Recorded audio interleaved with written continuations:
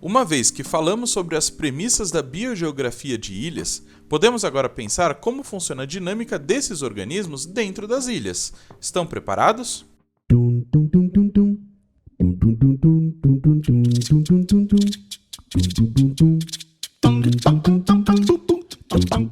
Bem-vindo, alunos e curiosos de plantão.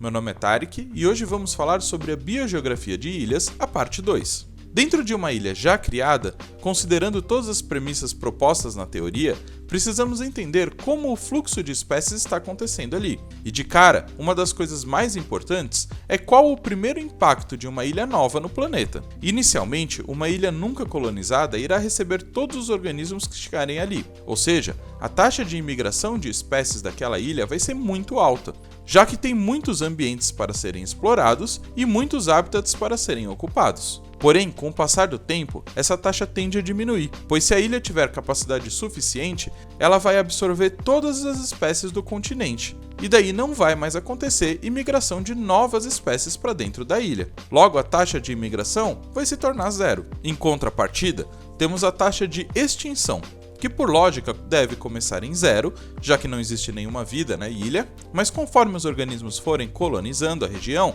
essa taxa de extinção vai lentamente crescendo, uma vez que as espécies ali tendem a competir entre si por recursos ou por ambiente. Então podemos dizer que quanto maior a taxa de imigração, menor a taxa de extinção, e quanto menor a taxa de imigração, maior a taxa de extinção. Ou seja, elas são opostas. Você pode perceber no gráfico mostrado na tela que existe um ponto central, onde essas duas linhas vão se encontrar e possuem o mesmo número, a mesma taxa. Vamos falar um pouquinho sobre esse ponto. Nesse ponto, existe um equilíbrio de espécies, o chamado equilíbrio de MacArthur e Wilson, ou balanço dinâmico, onde a taxa de imigração de uma ilha e a taxa de extinção se tornam iguais. Assim, esse equilíbrio tem que assumir que quanto menor a chegada de novas espécies na ilha, menor a extinção de espécies já existentes ali. Esse conceito é bastante importante, pois ele traz um detalhe fundamental. Ele mantém o número de espécies na ilha sempre constante, porém a composição dessas espécies vai ser modificado.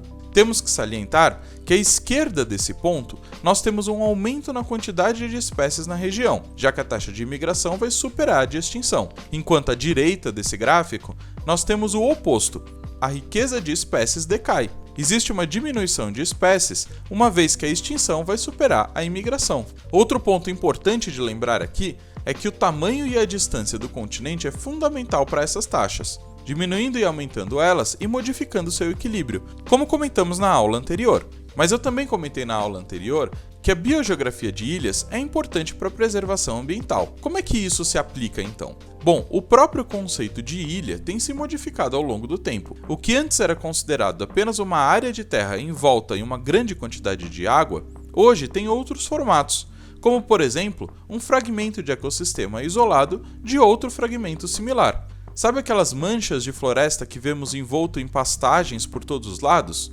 Isso também é uma ilha. Além dela, temos topos de morro, rodeados por florestas baixas por todos os lados, quipucas, que são florestas isoladas por algum evento vulcânico que destruiu a área em volta, murundus e áreas de inundação periódica, como o Pantanal, que possuem ambientes que não inundam enquanto todo o resto está embaixo d'água, ou até mesmo o inverso, lagos isolados por terra ao redor, próximo a outros lagos. Em todos esses ambientes que eu citei, a biogeografia de ilhas vai ser importante e todas as regras citadas como ilhas vão se aplicar nesses ambientes. Um outro ponto importante de se falar aqui é que um ambiente fragmentado também pode gerar um outro efeito, o chamado efeito de borda. Ou seja, quanto maior a borda de um fragmento, maior será a influência do ambiente que rodeia a esse próprio fragmento, modificando várias coisas dentro dessa floresta, como luminosidade, umidade, temperatura, vento e por aí vai.